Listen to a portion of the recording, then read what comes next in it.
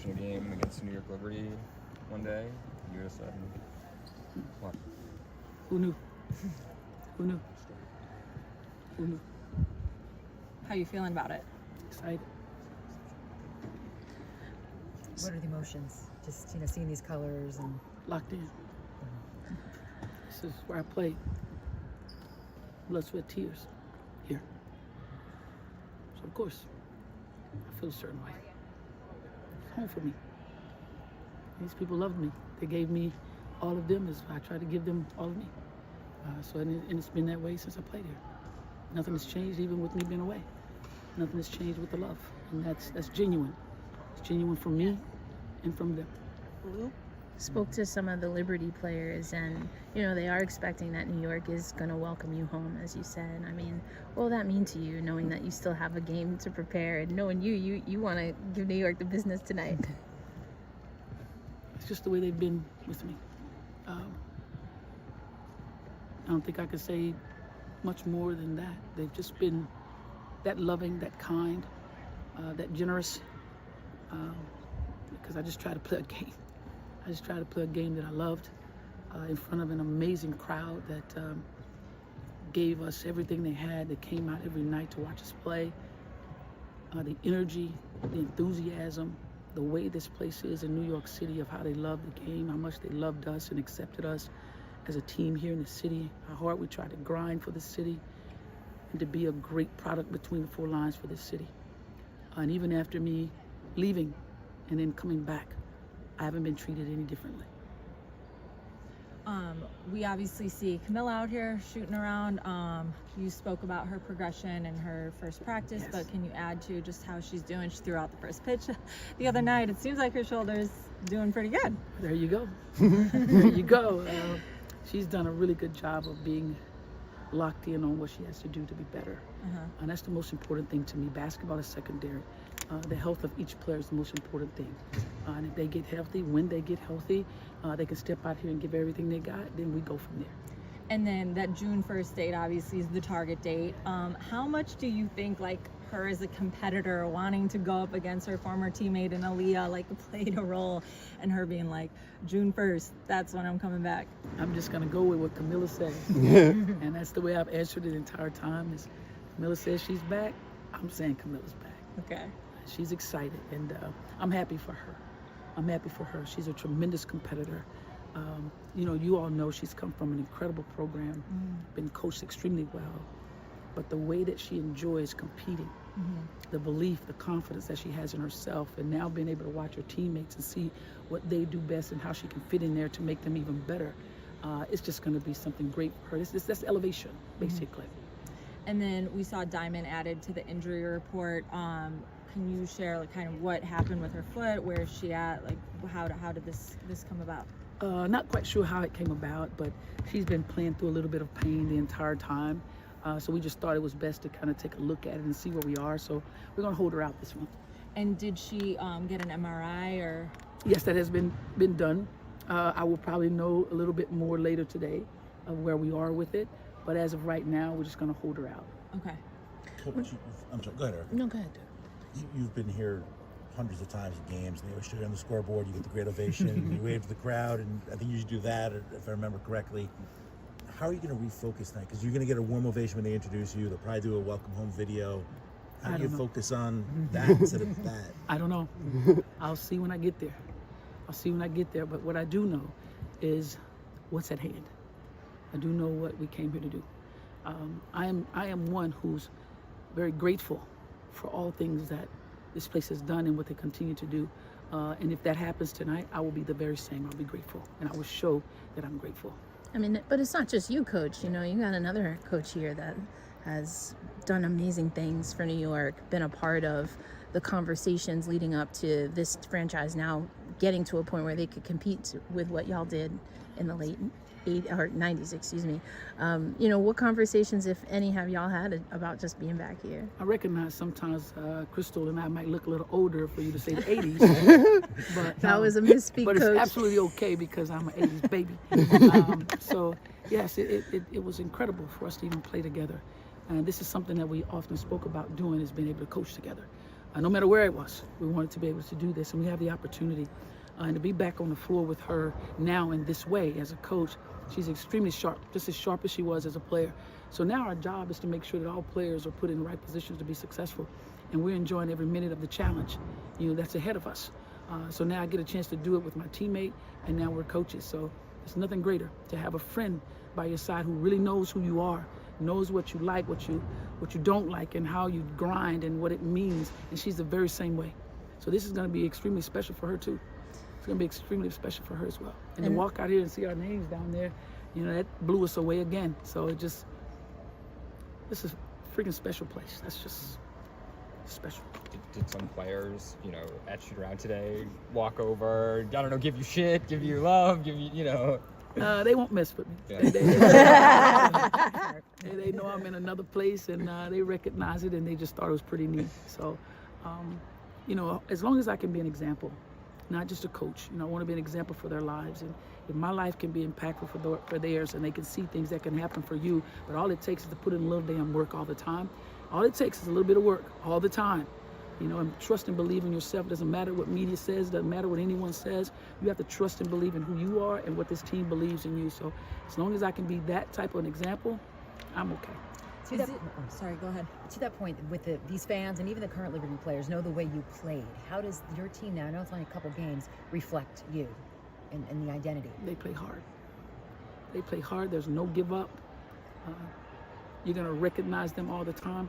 They play with a lot of energy. They play together. They celebrate each other. And that's what I like. All the other stuff comes. But, we're gaining chemistry every time we step out here.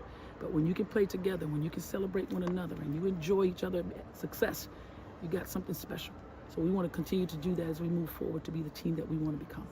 We saw Izzy has been upgraded from out to questionable. How has she progressed, and do you expect tonight to be her first night getting minutes? No, Izzy still has just a little bit to go. Like I said earlier, my players' health is the most important thing.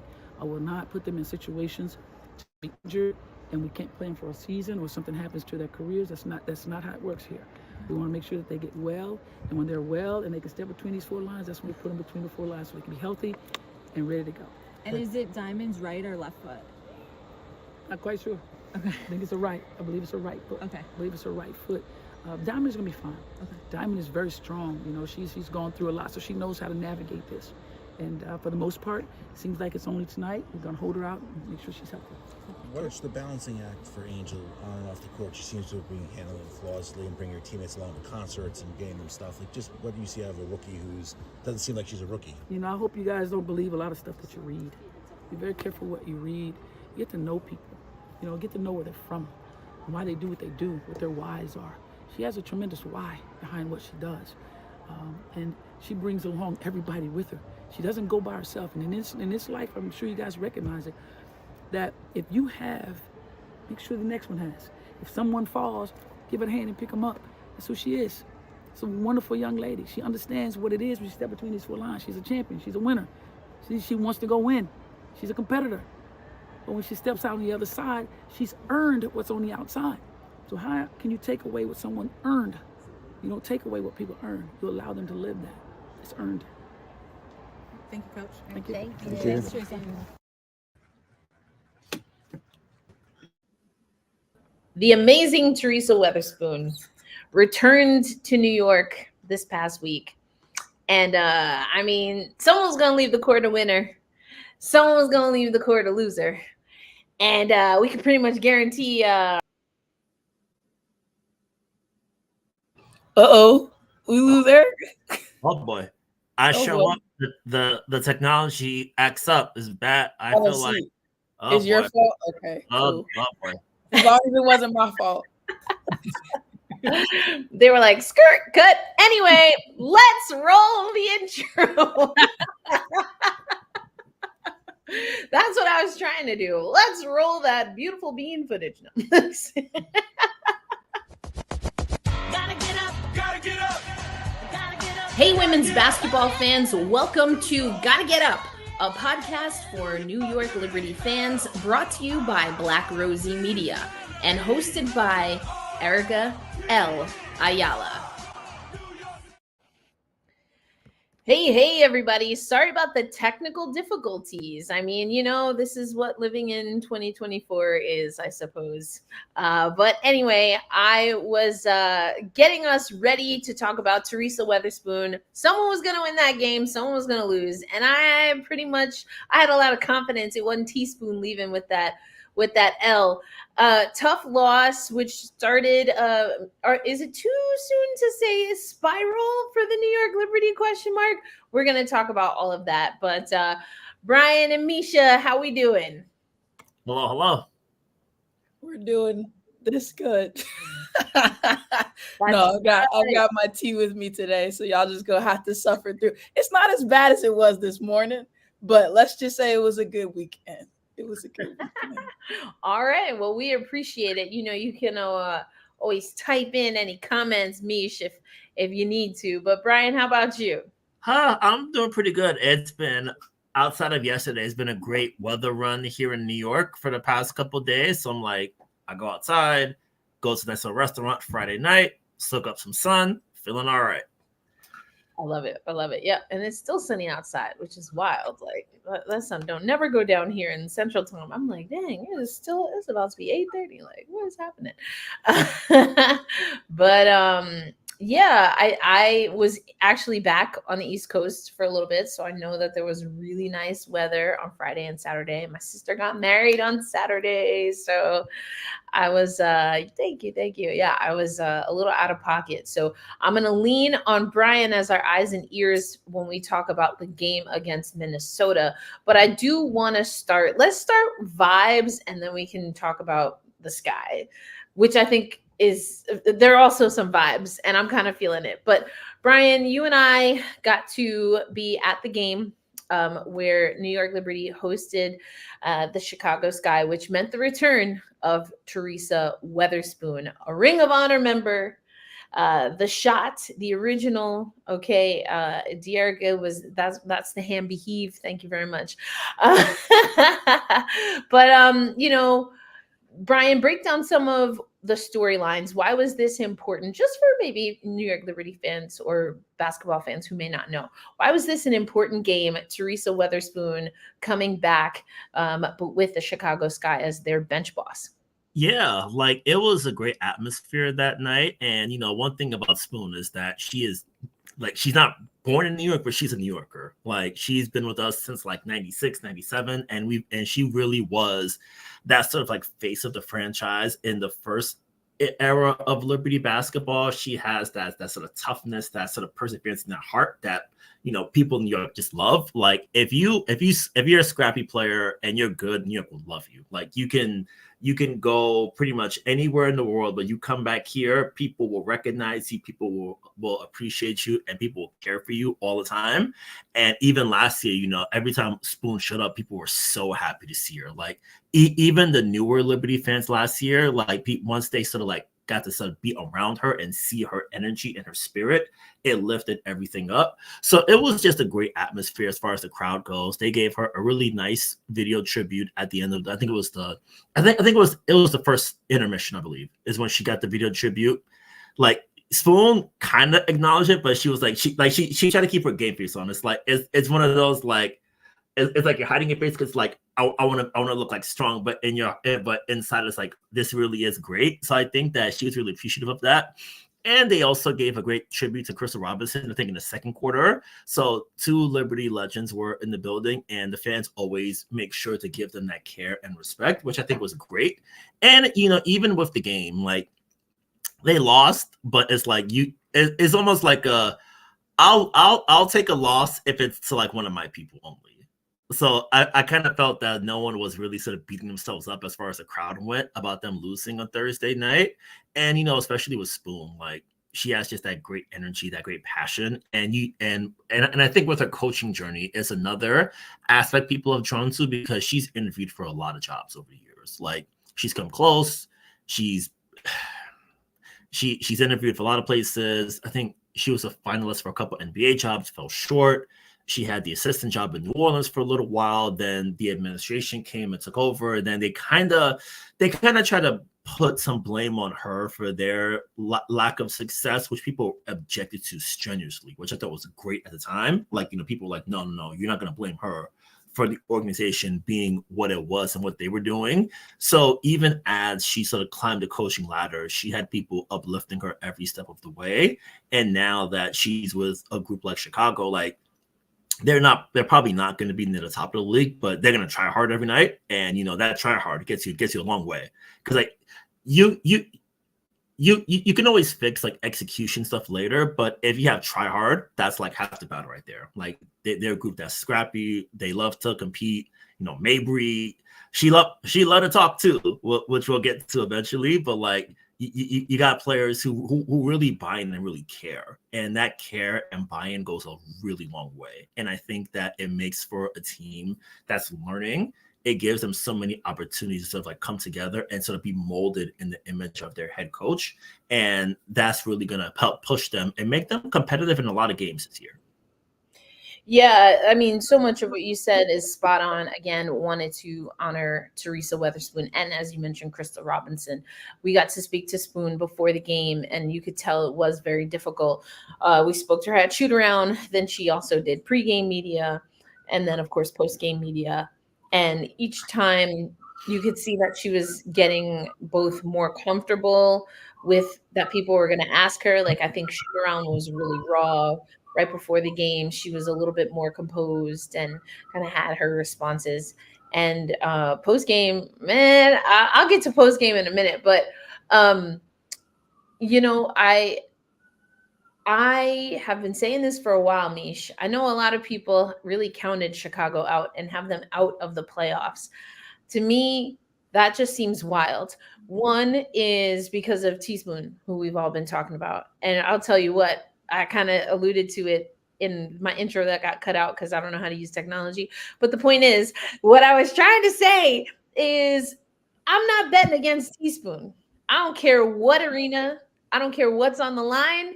You not getting me got. Mm-hmm. I will always root for Teaspoon because of a lot of what Brian was saying. And I think if you look at that roster of individuals, they all have the ability to just play that raw, beautiful, passionate game that Brian was talking about. And there's a fine line. Spoon, in my estimation, never crossed that line. Now, am I saying she never got a foul or even a tech and no, that's not what I'm saying. What I'm saying is there's a way that you play the game that even when you're playing physical, there's no way people who know the game can ever disrespect. Kind of like what Brian was saying, like, how dare you put this on Spoon? Like, how dare you? Like you are, you're quintessentially new if you think that that's going to fly. Yeah. That's her reputation. And that's what she demands, but in a way that it's low key, like you want to reach that level and beyond because you know that your coach been there, done that, and it continues to do it. It's just like someone you want to always show up for.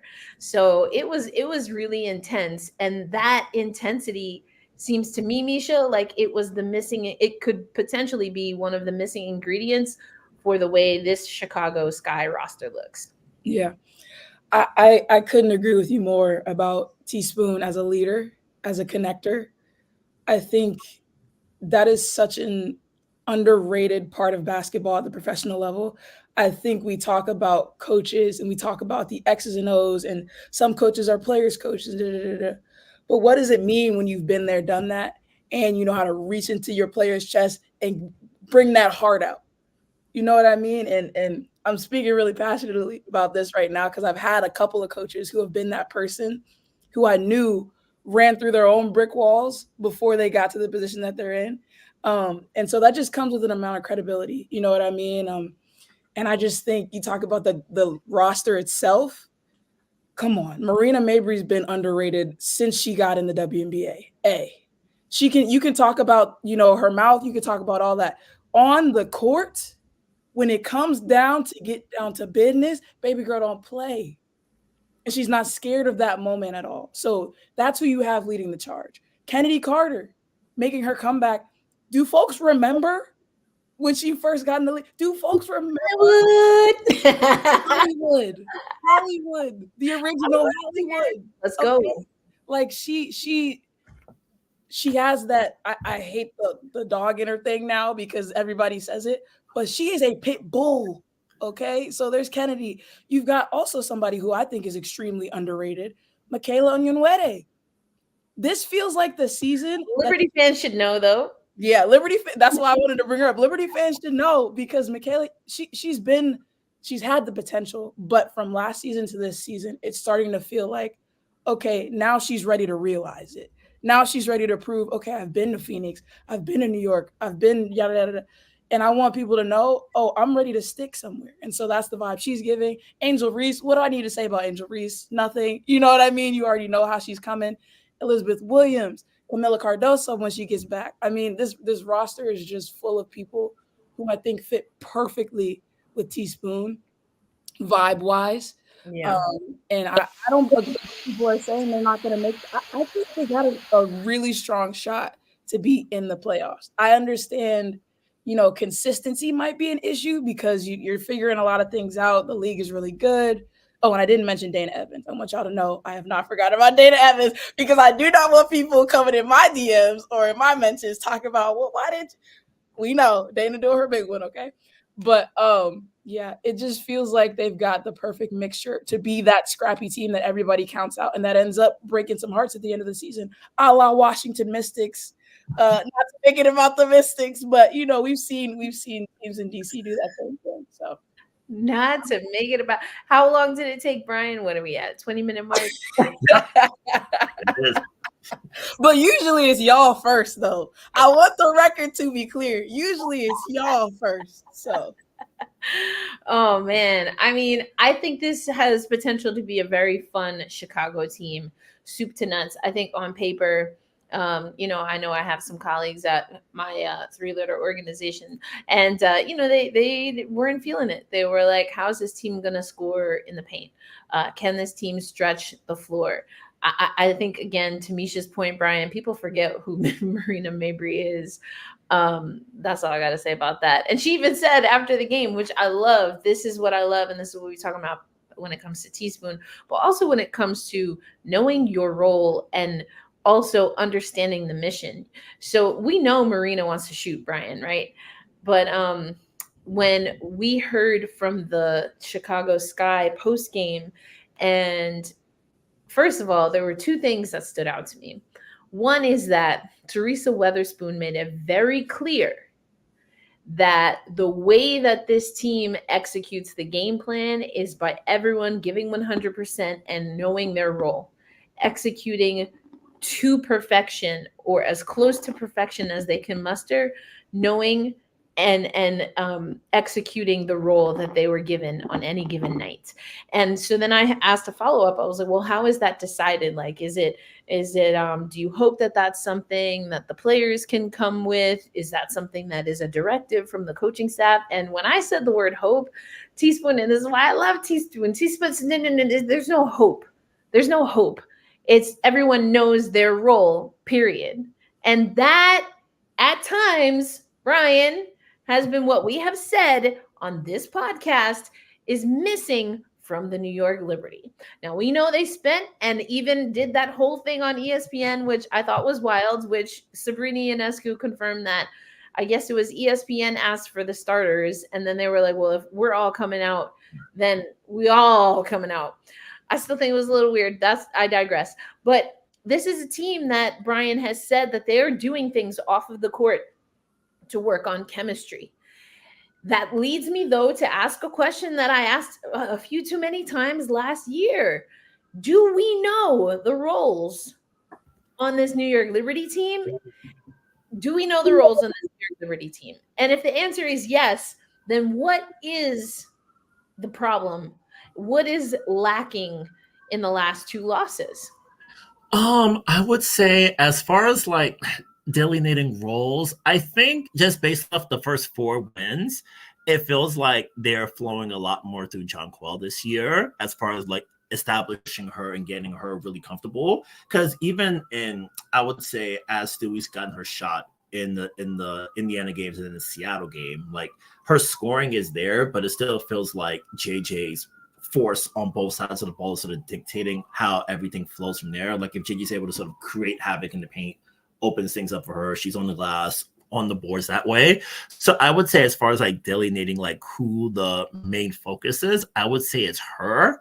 I think with the last two games, I would say the biggest problem has been her early foul trouble, because it feels like, because in those first four games, one thing I noticed is that KT would be the first sub coming in the game. I said, okay, you get slewed out, slide Sabrina down, KT's in the court with B, and then you sort of like gradually do the rotations from there. But due to JJ getting those early foul troubles, especially with like setting screens, it's okay, Niara, you jump in right now. Like you got to do it. Like she's done well in her role, but it's like the natural sort of flow. If it's almost like in like professional football, where you have like your game script, like for your first couple plays, where it's like, okay, we're gonna do this, and then we go from there. It's like in the past two games, it's been disrupted because the key engine of what you do has had to go to the bench early and hasn't been able to get her rhythm because she's been in too much foul trouble. So I would say, as far as like who the go-to person is, I would say JJ is that. As far as like the lead option, if that makes sense, like because JJ, everything flows through JJ in that regard, because like JJ creating space in the paint opens up the drives for Sabrina going in. Stewie's able to cut all over the court, do what she does that way. So I would say, as far as like the lead option, is Jonquel for me. And I think that's been the sort of like early feel from the first 6 games, all things considered, because when she goes down, everything is sort of thrown off kilter. And then it's hard for the team to sort of get back on track because they've started down slowly. And then they have to, that's a long comment right there, boy. I could cut my neck off. Yeah. Gotta like get up the chair a little bit. Yeah. But like, yeah, but I would say that, I'd say JJ's been like the lead for me as far as the player with the most importance and the player who's been the most effective when things are going well. I'd say JJ, but I think it's still early in a sense where I think you get that you'll sort of get that natural rhythm. But I think if everything goes according to plan, it'll be a lot of like Jonquel steering the ship, and then everything else sort of flows off of it accordingly. Heard a thing. Yeah. That's me. Anyway, so I hear what you're saying. Let me try to get this on Do Not Disturb. I hear what you're saying. I agree somewhat with what you're saying.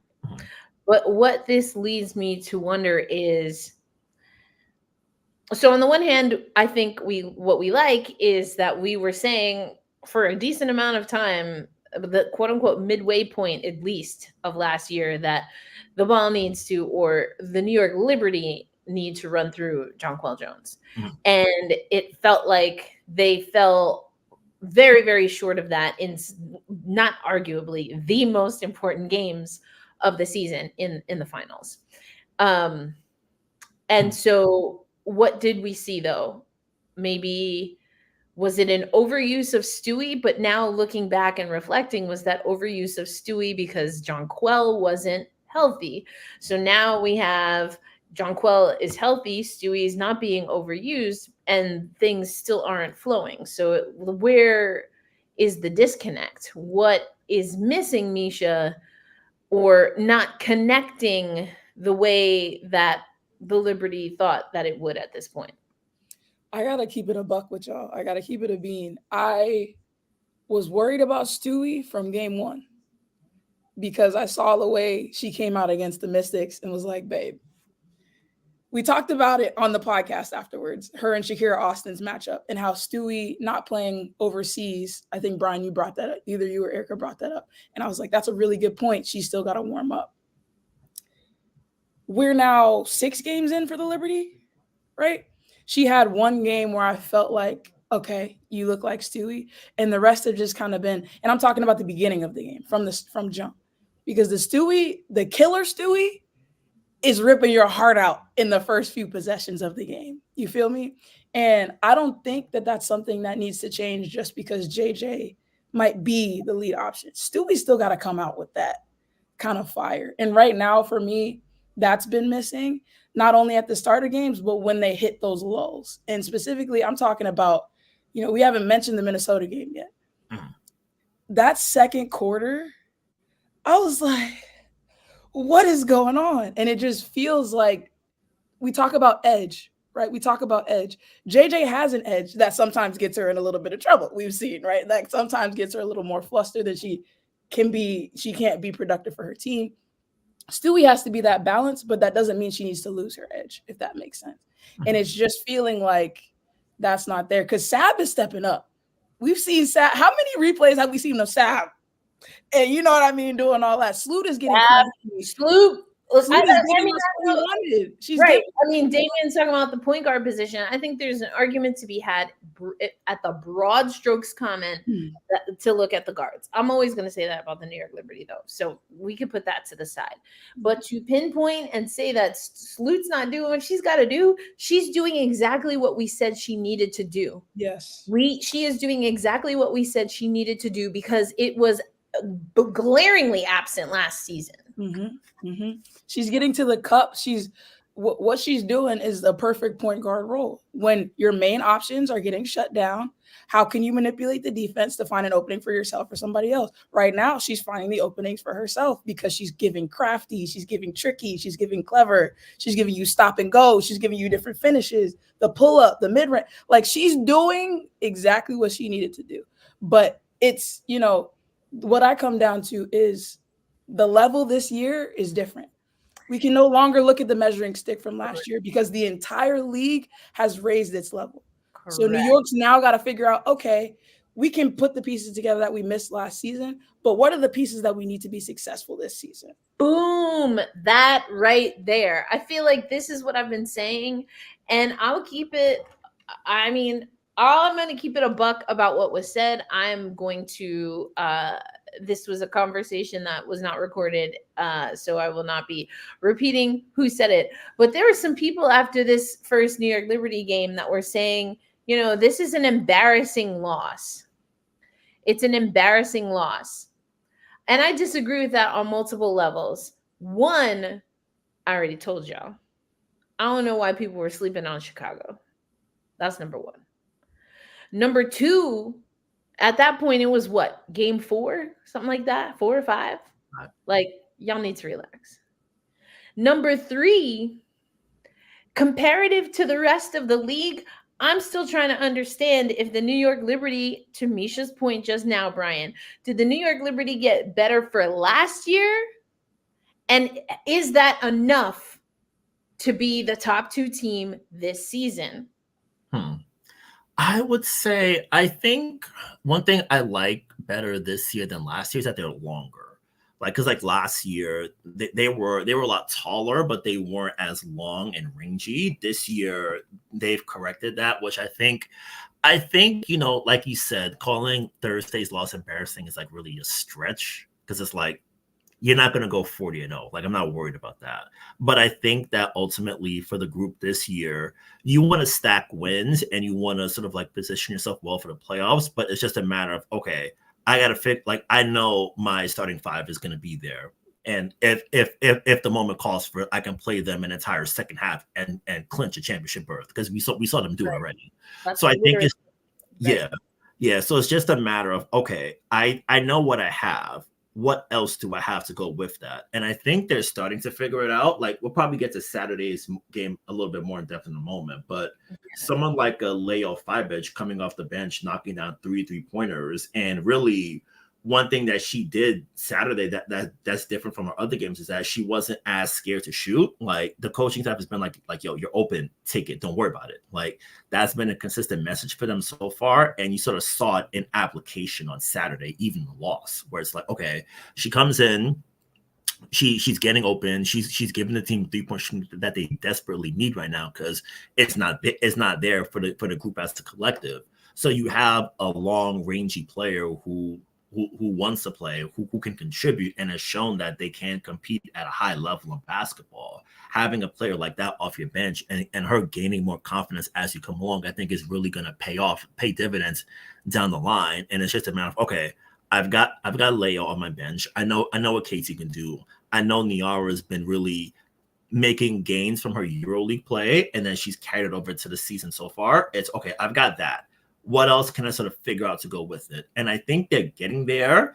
There are going to be ugly moments that come with it, because I don't think that like in a perfect world, they would sort of like win all the games they're supposed to. But because Sandy was saying it today, like we'd rather take our lumps now than take lumps later. And I think she even said like, yo, like better to lose 2 straight now than 2 straight in October, essentially. Like you rather, yeah. Like, and I mean, that's always been Sandy. Sandy plays the long game to the point where there were some of them Phoenix teams. I was like, there's no way they make the playoffs. And wouldn't they do it and upset people in their own house in that little play-in boo-ha-ha single game elimination, just freaking, cutting hearts out, just letting DT cut them straight out, metaphorically and sometimes almost literally. So listen, Sandy she is definitely kind of a la Bad Boy Bill. I'd say at times she can be what seems kind of either indifferent or laid back type of coaching. And sometimes that honestly drives me crazy. But there is a level of trust and confidence that I think she's trying to instill. And, she's like, yeah, I could tell you. But first of all, if you listen to me, we probably wouldn't be in this situation. That's number one. This is me. This is what I would say if I was Sandy Brondello. Let me just say it like that. If y'all would just listen to me in the first place, I wouldn't have to say nothing. So now I'm supposed to say something, and now you're going to listen? No. Here's what we're going to do. I'm going to say it once, 2 times, maybe 3 times if you're real nice. Other than that, I'm going to need you to go do what you do. We'll talk about it after the fact, but baby, I can't hold all y'all's hands. I got a few folk that know and are trying different things, so we're going to work with them. The rest of y'all, you got each other. You got your coaches and your daddy. Let me stop. You got to figure it out. You got to figure it out. And listen. Your coaches and your daddy is crazy. You got your coaches and your daddy. That's a Love and Basketball reference. You know it didn't matter. Make sure y'all go watch that movie if you haven't. You shouldn't be on here if you haven't seen Love and Basketball. I'm sorry. It mattered, Mom. It mattered. Oh. Woo. Anyway, over here because Tanya Randall got pregnant and decided not to go. Dang, Sid, that's cold. The girl should know. Ooh. Anyway, sorry. Really I was so close. I almost had it back. Oh my gosh. Anyway, we're gonna have to do a Love and Basketball watch along. Oh my gosh, it's gonna be too much. I'll be very interactive. Anyway, Sandy Brondello, I feel like she, like Brian was saying, wants to build the resilience of this team, and that is smart. And there are things still that a coach with such a new second unit has to take responsibility for. And to Brian's point about the length, it is definitely what Jonathan Kolb drew up. So he got what he said he wanted. But when you have a grown woman's league, a grown person's league like the WNBA, you could be as long as you want to. But if you can't stay on your feet, I don't know what to tell you. So where is the size and strength of Steph Dolson? And yes, you have Niara, but I would say the two are not like for like, number one, in size and strength. And I think Niara can get to a place where she's very light on her feet, which you love because she can move. She's very nimble, and she's going to get knocked around, Yeah. I mean, that's just facts Yeah. for the position that we're asking her to play. So if Niara is in, does that mean that then Stewie and certainly Jonquel have then more work to do defensively in the paint? And that's the thing about Chicago. And then I do want to get to, we can just like open door to talk about Minnesota, because if anything was an improvement, ooh, they were just a little early with their estimations. But and that goes to, I think, in some part what we're talking about. I don't have the numbers for every game in front of me, but this is something that I want to look at. Where are the New York Liberty when it comes to work in the paint? How many points are they giving up? How many second chance points are they giving up? How many points in the paint? Because I can tell you, transition and points in the paint was huge against Chicago. And people were, to even Misha, to your point, Stewie's having a bad start. I mean, sis had 8 rebounds. She had Angel Reese at 5 points at the half. So, and Stewie. But how much can you ask her to do? You know what I mean? That's my point, because Stewie's a baller. Like, people want to freaking forget. Stewie, let's keep it a buck, right? MVPs are people who vote for MVP more often than not. And I would argue the general basketball loving public wants their MVP to be a scorer. Mm-hmm. Not a two-way. Yeah. That's real. Stewie, and I'm not dogging nobody else, because my top 3 for the last at least 2-3 years have been Brianna Stewart, Asia Wilson, and Alyssa Thomas. You want to talk about complete? It don't get much more complete than any combination of the 3 of them. Yeah. And individually, they are lethal in their very specific areas. And for Stewie, part of her superpower is that she can be effective, generally speaking, offensively and defensively, playing multiple positions. Mm-hmm. She's already doing that for New York. She legitimately can play 1 through 5. Yeah. And will. Yeah. But the whole issue is how long can you ask somebody who is supposed to be, hi, how we doing? Who you need that kind of offensive production for you to be, you know what I mean? For you to do what you want to do on the offensive end. How long can you continue to put that load on her and JJ? Because that, back to what Brian was saying earlier, you mentioned foul trouble and that being a reason why JJ, in their rotations can't get in the flow at the beginning of the game, because JJ is picking them up so quickly. Because you don't, like you mentioned Steph Dolson. The Mystics have her, thank God, because without Steph Dolson, the Mystics would probably be losing by 30 every game at this point. Steph Dolson is valuable, and they're missing that value from her. She didn't need to be, role players are role players for a reason. She didn't need to be out there putting up 30 and 30. She needed to be out there banging. She needed to be out there having their backs so that your 2 stars don't have to do all that work on those hard screens on offense, so that then she's keeping the defense. See, there's another thing. Like, you get as many fouls called on you if you're big on my team for setting screens, get all of them on screens. I'll clean up and get them little ticky-tack fouls underneath. You know why? Because if someone gets their crap knocked out of them off of one of your legal screens just the one time, and if you in this case is Steph Dolson, you gonna remember. You gonna know as a perimeter defender, you gonna know when Steph Dolson's in the game, because you will scream and holler at your team if they ever get you caught out like that again, because that does not feel good. Yep. And you going under or you chase it next time.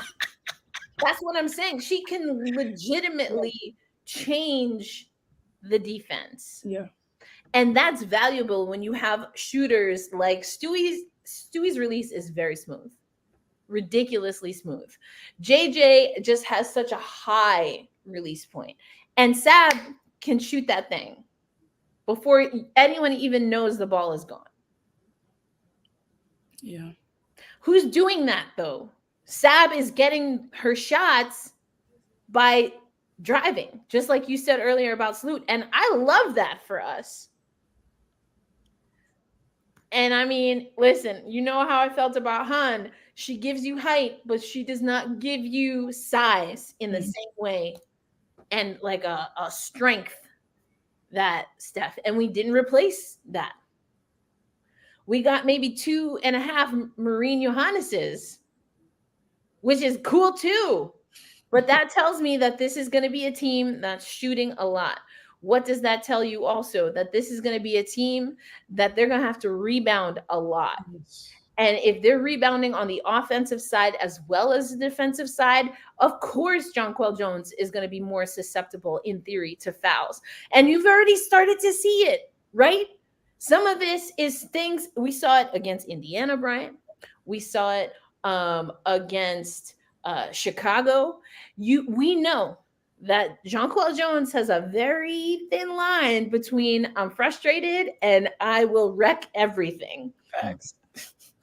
Yeah, it's tough because like even in the Washington game, that fourth quarter when I think JJ and Stewie both got called for 2 offensive fouls each on screens, and then in the post game they were like, we just got to adjust to the whistle because it's sort of like changes from game to game. So that makes it tough, but at the same time, it's like okay, you've got enough reps to sort of like handle that and work around it and above it. So I think that's the big thing, because sometimes like you see the frustration on the court, which is human, and you don't want to sort of take away that humanity, but it's like, okay, you got it, you're frustrated, I get it, but you can't sort of let that take over the game and sort of throw you off your balance altogether, because it's only gonna snowball from there, because you get frustrated once and then you're always playing catch up in your mind to be like, okay, I got to do this right, I got to do that right. So just doing like your natural sort of gameplay and do what you normally do. So I think that's just a matter of you just got to like you just got to sort of like tune out the referees as much as you can,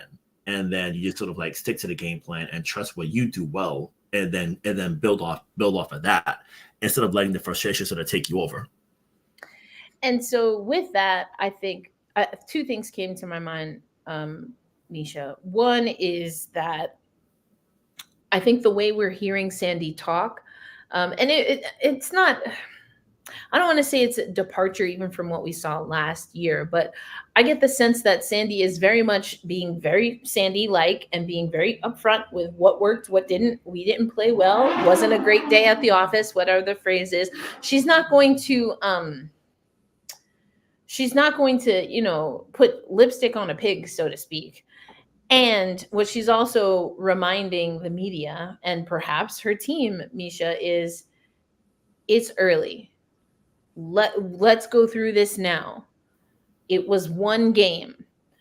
And so if this team, or if Sandy and her coaching staff feel that there's pressure, or that this team has placed pressure on themselves, then maybe that's why we're seeing even some of the decisions to let the team work through some of the frustrations is coming from, because she's hedging her bets on how to first identify what that looks like for this team, and then be able to really snap them back to what is real, what is reality, and what they can focus on realistically. Yeah, and oh goodness, it's getting worse, y'all. It's getting worse. But that's also something we talked about last year with the bench specifically, right? Her needing to put them out there, let them go through stuff, because in the playoffs, you gonna be going through stuff on every possession, and every time you get out there, you're gonna have to be prepared to do so. And it just seems like that extends to the entire team at this point, because again, it's early in the year, like you're saying, they're trying to figure some things out. And I feel like, if that is the case, then I think that's a smart move, because again, it's a 40-game season. This is the second year, right, of the 40-game season. You don't want to, with these games coming as quickly as they are, you don't want to start dropping them because you're not figuring things out. But at the same time, you don't want to let all that build up too early, like you're saying, because you're counting yourself out for no reason, when it could be 1 adjustment away, 2 adjustments away from looking, a lot different. Yeah, they shouldn't have, but I'm glad that they did. And that's the mark of a really great team, right? Is how do you weather those storms? We talked about the chemistry thing at the top, and whether or not they're pushing it a little too hard. Hey, it doesn't matter what the optics look like, so long as from game to game, from week to week, you're coming out saying, okay, we improved. Okay, we won X amount of games, if that's what you want to talk about. But I agree, there cannot be panic. Not this early in the season. Not with the standings looking the way they are right now. Not with everybody else also struggling right now. Not with the Aces struggling. I mean, Connecticut looks good. There's a lot of teams that do look good, but a lot of things happen over the course of a season. So yeah, I totally, if Sandy is playing the long game like Erica's described, I wouldn't be surprised because she's got a team. I would take those chances. I would take those odds later in the season. Is Damian saying it doesn't matter if it's early or not. She's supposed to help the team be better, and she's not doing it, especially when it comes to the bench. She's not using them properly, especially Davis. I'm nervous. Well, I think it's again what they just said is that one, acknowledging that some of that comes from confidence in the bench. Brian and I have talked a lot about how that is what Sandy expects to do. And I would also say that, I mean, would I like her to use Q a little more? Yeah, I would say that. I would also say that a lot of when I was saying that was during preseason or, a little earlier on in the season. I think that if we get to the point where, they can't find some more minutes for Davis, it's likely because there's something else a little higher on the foundational priority list that needs to be tweaked. And I think it goes back to, again, my estimation, I guess what I'm saying on this podcast is that I do think that strength and not just size, or strength and size, not just height and length, are going to be something that New York is going to have to figure out, because I do think that that's going to tax Stewie. I think we already see it. It's going to get Jonquel Jones into trouble spots, because if I'm a team, listen, like, if I'm a team, big time, and they got Phoenix coming up, where that's instigators. Are us 1 like through 5?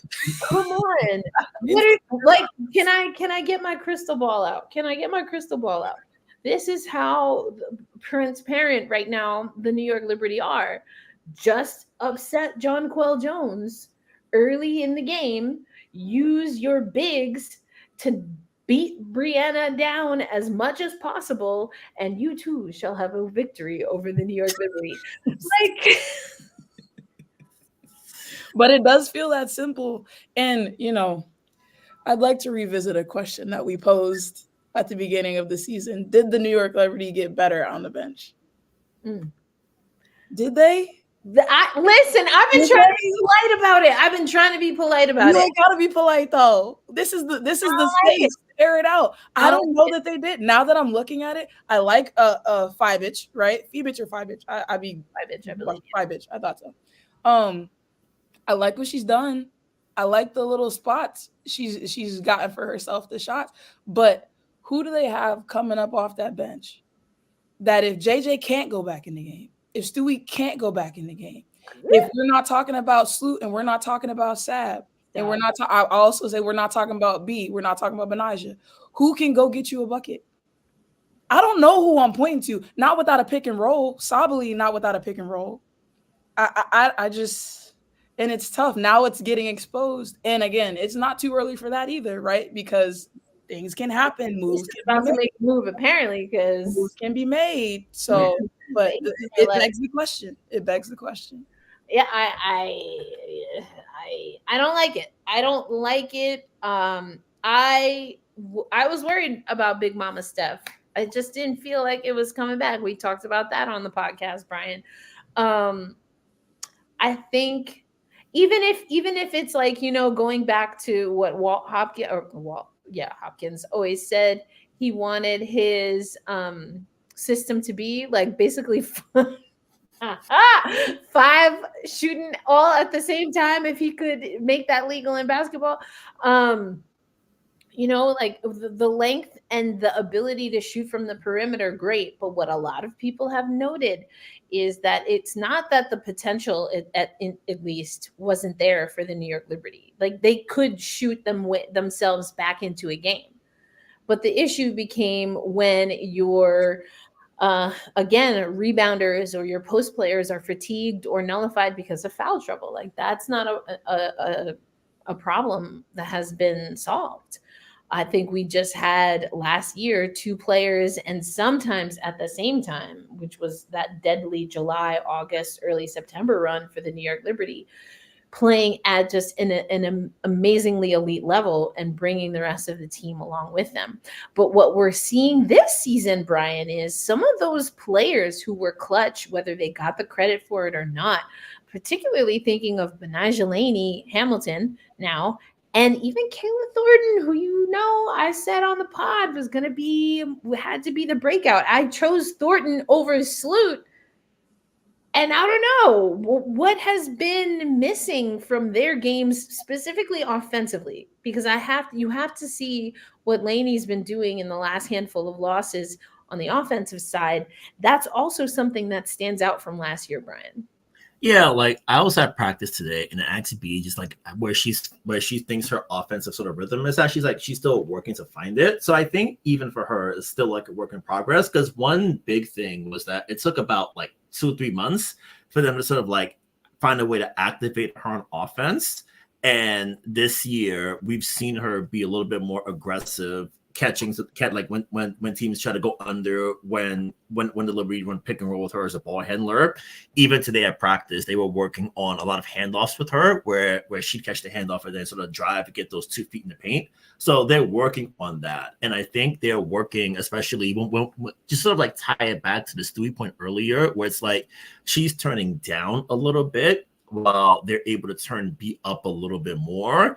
And we've seen in the high points, like the Washington game, for example, when she won them that game in the 4th quarter. So I think they're still sort of like getting the natural rhythm of, okay, I can turn B up and then I can keep everything going accordingly, versus, okay, Stewie's got it, keep getting her the ball like we did last year, and then she'll take it all the way to the finish line. So I think they're still sort of figuring out that natural rhythm of it. So I think that, ultimately, as long as B is still active and she takes those open shots when they're there, I'm okay with the results that have come so far, because at least the process and the idea of, okay, if you're gonna go under, I got you. I'm gonna take this here. If you put your weakest defender on you, if you put your weakest defender on me, I'm taking you right into the office in the low post. I'm going right to work immediately. So that part they're sort of like ironing out. On the KT front, I noticed something interesting a couple days ago. I asked her about it at practice, maybe like a week or so ago too. Like she's doing a lot more sort of like off the dribble this year compared to last year. And she told me that it's something that the coaching staff and the sort of like in Jonathan Cobb asked her to work on during off-season play overseas, where they were like, okay, we want you to do this a little bit more, add that to your arsenal. And she was like, yeah, I could do that. I'm good at it. I have that skill in my bag. And Sandy was saying that KT was a lot better off the dribble last year than even the coaching staff had thought. So they were like, okay, we want you to work on this. Like, we want you to use the overseas play as like a skills camp, for lack of a better term, where we want you to add this in. So work on that, do that there, and then bring it to the team this year. So I think for KT, just finding that role and exploring the sort of like new, I guess, responsibility or sort of like skill set within this offense this year is a transition for her too. Like, it hasn't looked bad so far. Like, she made some really good plays against Seattle a couple weeks ago. So I think it's for KT, it's just a matter of like ironing out that new skill as well, getting those proper reps with it, and then going from there. So I think for KT in particular, it's just a matter of, okay, we're going to sort of like sharpen some things up. And then since you're our first player off the bench anyway, you're going to get that big opportunity to make an impact. So just like trying to sort of like iron that out too, if you will. Yeah, I think I keep going back and forth between 2 different thoughts. One is that I agree with both of you that are saying, that there's definitely time. You definitely see that the New York Liberty are trying a new look, and it's working in some areas. It's not working in other areas. The areas where it's not working are still in the experimental phase of how do we get it to work, right? I think there's that, but then there's the question, right, that I kind of asked earlier when Teresa Weatherspoon made it abundantly clear that her team knows their role and they are going to go get after it. And so I guess I just wonder, what is the difference, or what do we see? Is there any difference between a Chicago Sky team also made the playoffs, did not advance, but made the playoffs, and a New York Liberty team that made it to the finals? Is the sense of urgency right, wrong, wrong, right? And I don't know that I have the answer, but I'm definitely noting these questions because I feel the auntie vibe in me is feeling like there's a conflict that's not necessarily gonna tear with urgency. Like, I'm not fearful that it's gonna pop at any moment, but that it's getting close to that point where if you don't find the right treatment to treat that muscle, that it will tear irreparably. I have a question for you guys. As you're talking, like a sort of like plus one question popped into my head. I guess I wonder, for the Sky as compared to Liberty, I feels like Chicago is needs to be more sort of moldable in a sense where it's like it's almost, with the exception of E-Will, with the exception of E-Will and Mabry, just a bunch of kids on the roster. So you need to sort of like shape them out a lot more and sort of like have more of a firm hand on them as far as like guiding them and directing them. Whereas here, it's still like the bench is like, I guess, on the young side, but still plenty of real life basketball experience in that way. So you may not need to sort of like direct them as closely, if you will, like almost similar to how like the 21 Liberty were a bunch of kids and Natasha Howard, versus now where it's like everyone else is a little bit more experienced, and even the starting five has those real life experiences together. So it's almost like you let them ride the bike and let them fall off the bike and then let the kid pick themselves back up in a sense, I mean, I hear that, but then it's also like, what is the timeline then for the veteran to learn the new tricks? That's a good point. That was gonna be my follow-up, because it's fine to take that approach when you know those vets are gonna take care of their business. Mm-hmm. And it just, that also feels like it's still up in the air right now. And frankly, a bigger picture thing that I feel like is happening right now is not just the league is getting better, it's getting younger. The style of play is changing. And so it's like, okay, we can continue. This is not just for the Liberty, but for any team that's relying on vets. I'm looking at you, Phoenix. I'm looking at you. You know what I mean? But I just think that we're seeing the end of a shot clock here for a certain era of players and a certain style of play. Because we got kids coming up that's just, they don't care. They don't care who you are. They don't care where you've been. They don't care how many titles you got. They don't care how many MVPs you won. They coming at your throat. And I feel like for a long time, folks like DT, folks like JJ, folks like Breanna Stewart got the respect absolutely that they are due, because they are hers, all of them. But how long does that, you know what I mean? How long is that currency in this league at this point? How long can you count on that? And to Erica's point, if they are collectively hers, why is it taking so long for you to assert that dominance? And the only way I guess there's two potential glaringly obvious answers. One is that they don't want to. I mean, like, why does a veteran athlete not do what they, can do, right? Or at least they don't want to. They can't do it anymore. But I'm talking just about any athlete. You physically cannot do it anymore. You mentally don't want to do it anymore. I'm thinking, I think that's the struggle that Tina Charles has been having with the last handful of teams that she was on. We all know that she can do it. And then she ended up doing that for the team. But the rift came because she did not want to do what she has always done. She was ready to play a different role and found herself back. They bring me back in. Every time it was so-and-so got hurt. This person is detained. This coach don't know what up from down is. Like I It's real.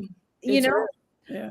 and then what's the other glaringly obvious for me reason that you would have a team full of veterans that can't bring it together is that because they all know what the skill set is, that they haven't individually said, okay, you might be power level 3 through 5 on 5 of the 5 things on here. But when we need a win, I'm gonna need you to put all 100% of your power units in this area. Yeah. And it's we also had this conversation about JJ and Stewie in the playoffs last year, if y'all recall. It was the question of again, who is the focal point? You alluded to it earlier. And to your point about the muscle that's getting ready to tear, that feels like a big part of it.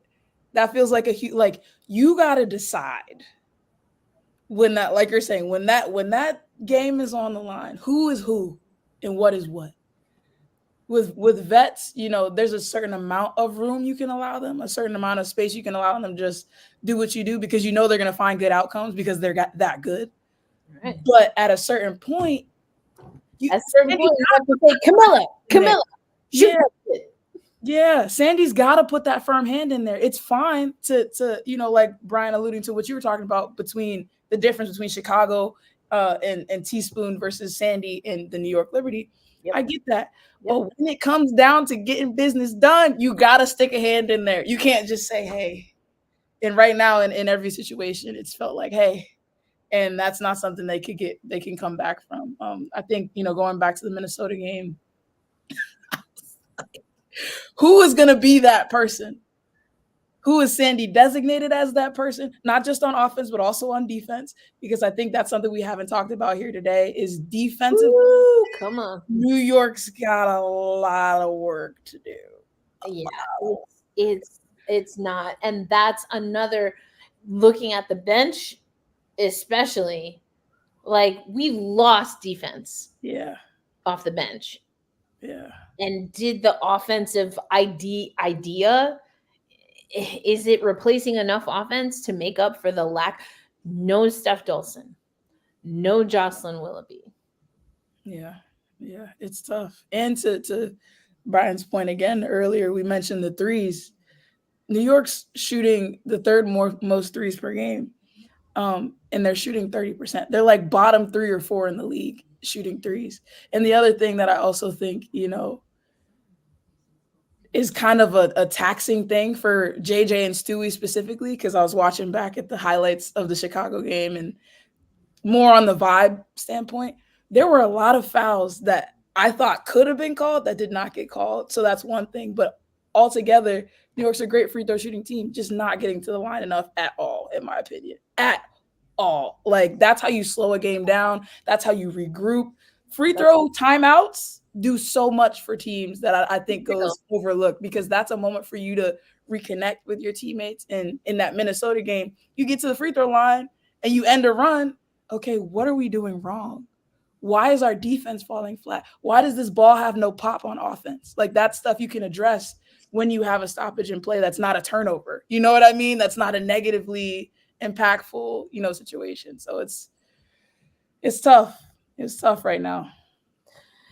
Yeah. Yeah, I think I do have confidence that the New York Liberty will figure it out. I just hope that they're asking the right questions. Right. And there's times when I'm not sure, if I'm being honest. There's times where I'm not sure if they're asking the right questions, if they're focusing on the right things.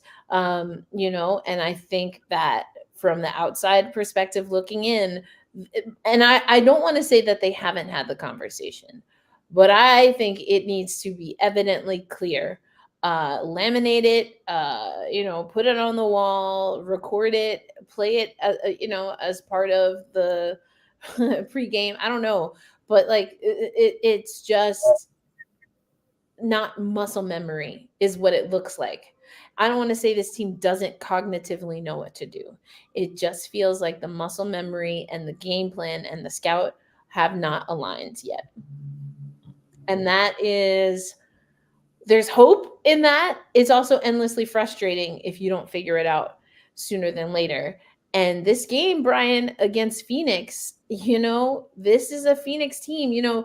Let's talk. We like went completely off of the very rough rundown, but that's fine. I like this because this is a Phoenix team that, I'll be honest, listen. Woo!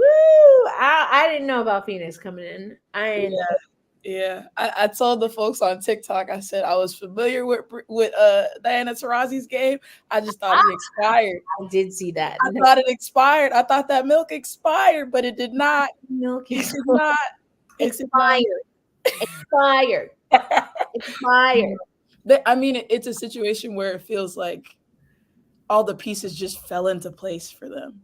Mm-hmm. Just like we've been struggling, we've been suffering, we've been dragging ourselves through these last couple of seasons, and just when DT's ready to make her renaissance, we get Copper being the best Copper she's ever been in a WNBA uniform. We get Tosh Cloud coming off her best season as a point guard in a WNBA I uniform. said, I'm betting on me. Woo! She said, I'm betting on me, and I'm with it. I'm with it. So I don't mind that, even though it's not in a Mystics uniform. I don't mind that. I tell you what, Minnesota was a team also not as aggressively, but I was like, people sleeping on Minnesota. I mean, listen, on them last year. You're right. Yeah. You're right. I feel like Chicago is last year's Minnesota. Huh. The way you. Whoa. You gave me one. I like that though. I like that because it makes a lot of sense in my brain. There's some things that just tickle your brain the right way. That's right. Yeah. But look at what we got here. The Connecticut Sun. Put on the respect tour season 5. I don't know. Respect tour season 5, top of the table, only undefeated team. They play Phoenix tonight, I believe. So Phoenix on a back-to-back, Brian. That's worth noting when we get into some New York Liberty will take the game that's how we'll close out in a few minutes. But Minnesota, look at that in number 2. I thought they were going to be top 8. I didn't have them at 2. Mm-hmm. Still early. I mean, Vegas, you can see, has as many losses as Minnesota, but has fewer games. So again, like this is a very small sample size, but still worth noting that Minnesota's up there with Vegas, New York hanging on, and I say that because it's 2 losses to Misha's point in the grand scheme of a 40-game season. But since there's so few games right now, the 2 losses, I mean, Indiana's like, hold my beer. You want to talk about losses, early losses? They had a tough schedule. We talked about that last time. Dallas in there, Dallas hanging in there, and then Phoenix right there ahead of Chicago. In the green, that means that their win percentage is 500 or better. Is this little indication here? But okay, let me go to Brian on this, and then we'll start doing our keys to tomorrow night's game with Misha. But Brian, any surprises on this list in the standings? I just got to 7. Let me officially tell you, Atlanta Dream is in 8. Oh, see, now we could talk about this. We can talk about this, but we ain't got time. We don't need to do that. We don't need to do that. Ooh. A lot of red down there. Hey, but look, I will say this. This is how I saw it going. Okay. So I will say, at least I'm not like shock and awe about it. For Washington. Yeah. But there's a couple teams down there that I'm like, okay.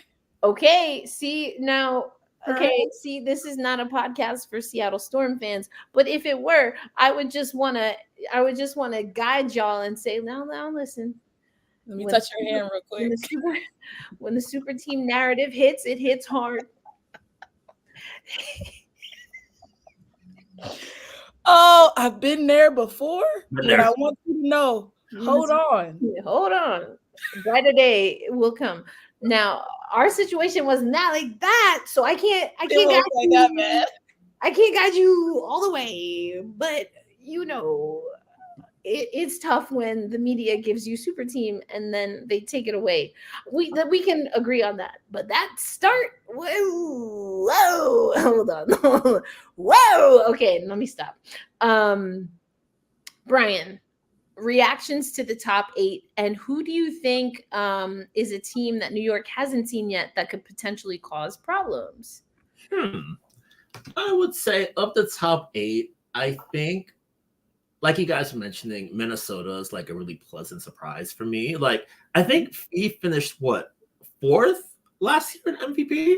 Some like 4th or 5th, one of those. Something like that. He finished way up the year, but I know she was all WNBA first team, and like she looks even better. And even the one loss they got, it was by like 1 point in overtime. So like against Connecticut, so I was like, well, you're right there. And Right I'm there. really impressed with what they've done. Like I wasn't expecting that Dorka was going to be back. I thought she was overseas all year, but she's back. So you have another great big. They had like their rookies, their newcomers last year. They didn't get as much play as they needed to. Yeah, like They really didn't. Anyways, yeah, like Cheryl, man. Like every year we like. I think I said last year Cheryl was coach of the year. I think right now I might roll my non-existent vote from last year for Cheryl to this year for Cheryl. I feel like I'm gonna like carry that over again until she gets the award. Like when we're doing the show, I might just like every year be like, okay, who's the coach of the year? Cheryl. And then just go from there. But like they've been so fantastic. Like they've done everything really well. Like Court has been really good for them at the guard position. You know, McBride did a lot of great work. I think she like had Heidemann too. Yeah, Heideman's new there as well. Like they've done everything incredibly well. So I'm impressed to see how they build off this run. Like they play Vegas tomorrow night in Minnesota. So that's going to be a fantastic game to watch and a great test. Yeah, that's going to be like a great early season test for what their program has done. So I'm excited to see how that looks. And of the teams that the Liberty haven't seen yet that might prove troublesome, I would say, because I guess Dallas. Like I'll preemptively put a pin in them because when Satu comes back, Satu is always hell on wheels. So I'm excited to see how they look when Satu comes back. Healthy, like we are. Yeah, Satu and Josh Howard at that too. Because I feel like when they're back, like so Sunday night, right? During the I didn't get to watch the entire of the Wings Sparks game. So I was like, oh, let me just check the box score. And then I saw Enrique was like 7 for 28. I'm like, this is incredible. Like, this is spectacular. Like, this is everything that I could have dreamed of and expected. So it's like you got Satsu back. Like those shots, those wild Enrique shots where it's like no one else is doing anything. Let me shoot because no one else wants to. So I'll gladly shoot. Like those possessions sort of go away a little bit, and Satsu will sort of like be able to impact the game on both sides. So I'm excited to see how Dallas looks. I don't think we see. I think we see them here in like late June, early July, but we won't see Satsu for those games because like I think by end of August she'll be back. So I'm excited to see how Dallas looks, and I guess on the curious front, like. With no Jordan Canada, it's hard to get a beat on what Atlanta's doing down there because you're starting point guard there. Yeah, that's your conductor. Yeah, and it's like Haley is playing point guard. It's like she's learning, but it's like you have a team that has more expectations this year because they were like the 5 seed last year. So it's like expecting, and Ryan is stepping her game up. So it's like, okay. We're at we need to like actually take a bigger step forward. Like, because like the first year with Ryan was we lost on the last day to make the playoffs. Last year we were 5 seed but got blown out in both games. So it's like now can we take that next step and what does that look like for us? Like Tina, she's put up numbers so far, and it's like okay, like the numbers are there. You guys lost convincingly to Minnesota Sunday night. How are you guys going to be able to sort of take that next step? What does it look like for you? Like, what is what is the growth for a young team that's still trying to sort of like get into that next tier of the league?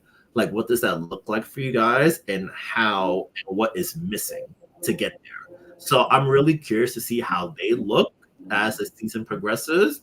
And of course, you know, they're not a super team. They're super people in Las Vegas, and we see them in like 3 weeks. So it's like, okay, great.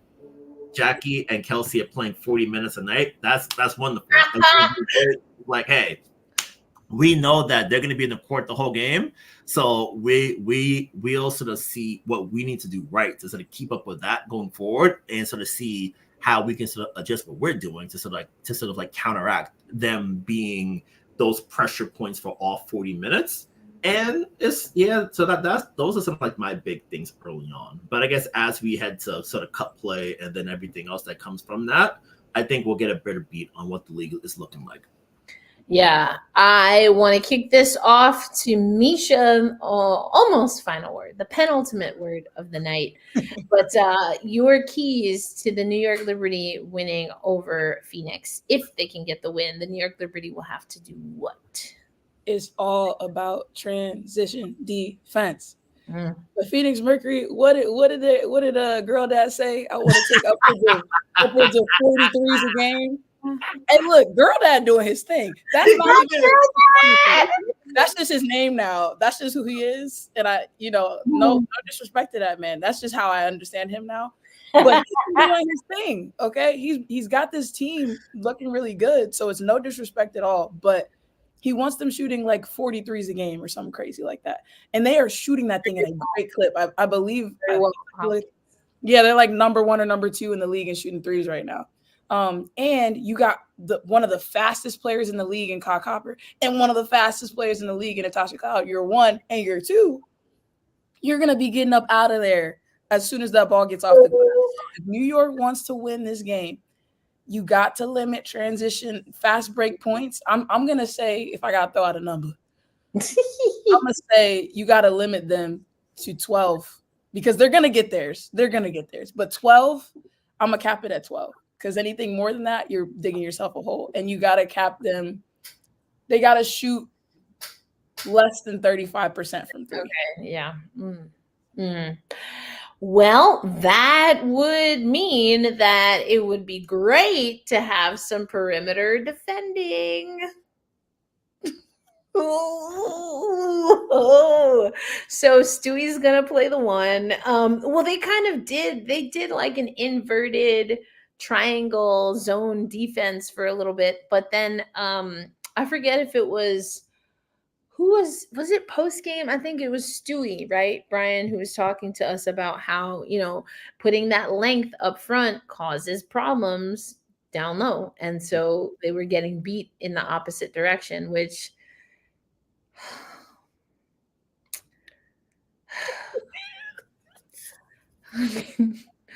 I just I'm sorry, I don't think I've ever seen you sigh that heavily. I don't understand that. Like, I understand you want length up front, but like you didn't think about having Sabrina play at the box. Like, you are funny. It was not fun to watch. It was not fun to watch because that child has trouble on the perimeter playing defense. So I don't want the paint to rely on those Valkyrie shoes she got on. those unquick purple wonders. Which also we don't have time for this, but which also begs the question: where do you want her playing defense? But I'll mute myself.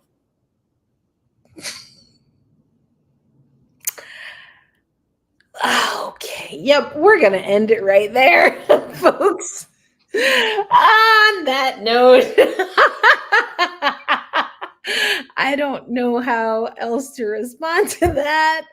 Oh, gosh. Y'all are so lucky I muted just now because I sounded like a dying bird. Oh, no. It was real bad. Gosh. Oof. Oh, man. Yeah. That's going to be I have faith. I have more faith than Damian does in the long game of Sandy Brondello. I really, really do. And like I've said multiple times before, and I was joking because I never had a vested interest, no heartstrings ever pull for me when Phoenix plays. I mean, I just mean that matter of factly. I don't have anything against Phoenix. I just don't have anything with Phoenix. But I do with the New York Liberty, which is why this is Gotta Get Up, a podcast for New York Liberty fans on Black Rosie Media. But I tell you what, Sandy always finds a way to get into the postseason. Now, it don't feel, look, sound, or act right on the way. Now, granted, there were a lot of caricatures in Phoenix. And I think the disposition of her New York Liberty team, very different than anything that she's ever experienced in Phoenix. But what's also different is that she had time with those superstars, mega, unquestionable Hall of Famers. And so I try to remember that if I thought that a team with Griner, Taylor, Taurasi, who else came through that? Like so many legends of the game.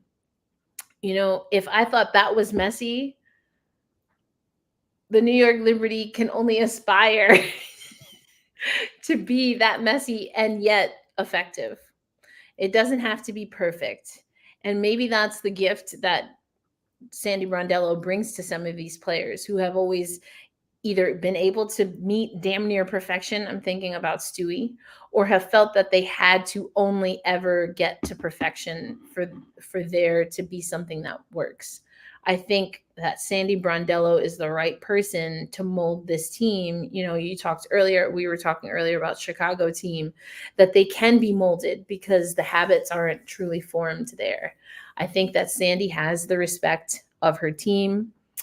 She has respect for her players, and that's going to look a little different. I do think, though, at times I would like, for my own nerves, and so I don't have to do deep sighs on live streams anymore, just to give some of that teaspoon fire. And I don't know who that is on this team, on the court or off the court, that just gives that tough love, is going to get you a stop, is going to say what you need. Sab does that in pockets. Her downfall is defense. So who then becomes that? Stewie is a great leader, and she's not a teaspoon leader. I don't know how to describe it without making it's not an insult to either one. They're just very different. They're high marks. You know how you do those little grids, right? They're both high marks on leadership. They're just on opposite sides of the spectrum for me. Stewie's like the quintessential, I motivate people because I do what I do so well that it opens everyone else up to just feel free to play how they play. Spoon has that too, but she also can get someone to a place where they didn't even think to see themselves. I think about Becky Hammon, who says Vicki Johnson, Teaspoon, C-Rob, and New York City made her. That's what we need. We need someone who is gonna sit there, and freaking really get in that fire and help to mold them. And Sandy, again, high leadership, opposite sides of the spectrum. Sandy's a little bit closer to that Stewie style. And that's fine. But then you either need another coach or a player that can every once in a while stoke that fire, because that's what's missing for this New York Liberty squad. And if that's going to be the new wave New York Liberty, that's fine. But you cannot play for New York, like Brian said earlier. And we didn't plan this, but it's just because it's facts. You cannot play for New York and not have a New York edge, period. It never works. It never works. Them's the facts. So I don't know. It's not bad news, but it's not news. Right. But it's not good news either. It's just news. It's information that the team now has to take back and figure out. And that's the story. Are they going to figure it out? I think yes. I think it's a matter of how, because they have options. How are they going to do it? All right, folks. You know, we go pretty deep on this one. But there's a lot to talk about with this Liberty squad. They have a game against Phoenix. As Brian and I were kind of jumping back and forth, what we were saying was this will be a back-to-back for Phoenix, not for New York. So that's an opportunity there. You know, take advantage of any time that you should at least on paper win games, or if there's an advantage that you should have. I think that's what we need to see. You already heard Mish talk about transition defense is going to be critically important. I think you're absolutely right. And I think that also then will reflect in another stat that I want us to look at, which is going to become points in the paint. And if the New York Liberty can keep Phoenix down, because points in the paint is not just your bigs, but if that transition defense is trash, then you got everybody scoring in the paint. You got everybody scoring in the paint, and that's a problem, because we know they can also stretch. So I think it's going to be interesting. I will say, I know Mish, you're not around, but I'm gonna try and do something for y'all on Thursday as well, just because I think there's a lot of analysis that we can get into, and coming fresh off a game, I think is really going to be valuable as we keep it moving. So Brian, you know, might be you and I chopping it up on Thursday if you want to roll through, but stay tuned. If you are following us on YouTube, you'll get the notification. If you're not, go ahead and do that, because we will be back later this week to really break down a little bit more of some of the game stats that we were talking about here on another episode of Gotta Get Up, a podcast for New York Liberty fans. For Brian Florentin and Misha Jones, my name is Erica L. Ayala, and we are about to awkwardly wave until the stream pauses. Bye. Have a good night, everybody.